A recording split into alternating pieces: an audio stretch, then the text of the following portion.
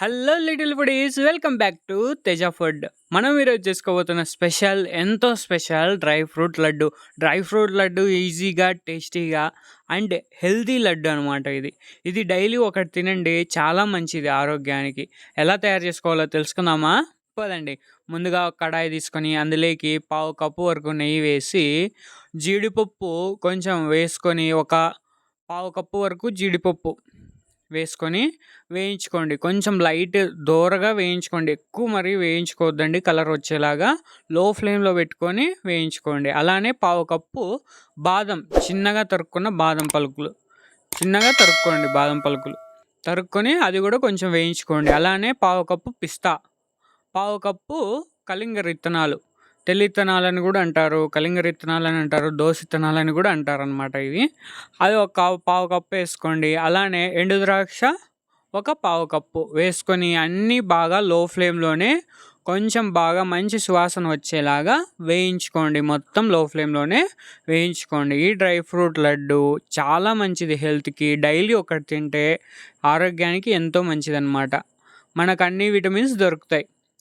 ఇలా మొత్తం వేయించుకున్న తర్వాత పక్కకి తీసి పెట్టుకోవాలన్నమాట. పక్కకి తీసి కొంచెం చల్లారనివ్వాలి. తర్వాత నేనైతే ఖర్జూరము అరకప్పు వరకు తీసుకుంటున్నా, విత్తనాలు తీసేసినవి మిక్సీలో వేసుకొని గ్రైండ్ చేసుకుంటున్నా చిన్నగా. లేదు మీరు అలాగే ఇష్టం ఉంటే అలాగైనా వేసుకోవచ్చు, నేనైతే చిన్నగా గ్రైండ్ చేసుకుంటున్నా.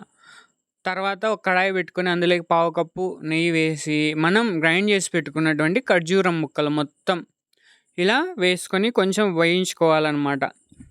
ఈ ఖర్జూరం ఏమవుతుందంటే వేడిలో వేయించుకోవడం వల్ల కొంచెం మెత్తగా అయిపోతుందన్నమాట, జిగురులాగా వస్తుంది. అప్పుడు మనకు లడ్లు చేయడానికి చాలా ఈజీగా ఉంటుందన్నమాట. అలా కొంచెం వేయించుకున్న తర్వాత మనం వేయించుకున్న డ్రై ఫ్రూట్స్, ఇలాచీ పౌడర్ కొంచెము, గసగసాలు ఒక స్పూను, పావు కప్పు వరకు ఎండు కొబ్బరి తురుము వేసుకొని మొత్తం బాగా అన్నీ మళ్ళీ వేయించుకోవాలి మొత్తం లో ఫ్లేమ్లోనే అంతా వేయించుకోవాలన్నమాట. ఇలా చిన్నపిల్లలకు ఒకసారి చేసి పెట్టి చూడండి, వాళ్ళు వద్దు అన్నట్టు తింటారు. హెల్త్కి కూడా చాలా మంచిది వాళ్ళకి. పెద్దలు కూడా బాగా తింటారనమాట. అలా వేయించుకున్న తర్వాత ఒక ప్లేట్లోకి తీసుకొని కొంచెం చల్లారిన తర్వాత కొంచెం వేడిగా ఉన్నప్పుడే మనం అనేది ముద్దలు చేసుకోవాలన్నమాట. ఇది లడ్లులాగా చేసుకోవాలి. లేదు వేడి తగ్గిపోయాయంటే రావన్నమాట. కొంచెం వేడిగా ఉన్నప్పుడే లడ్లులాగా చేసుకోవాలి. కొంచెం చేతికి నెయ్యి రాసుకుంటూ చేసుకోండి, సరిపోతుంది. ఇలా మొత్తం అన్నీ లడ్లు మాదిరి చేసి పెట్టుకోవాలండి.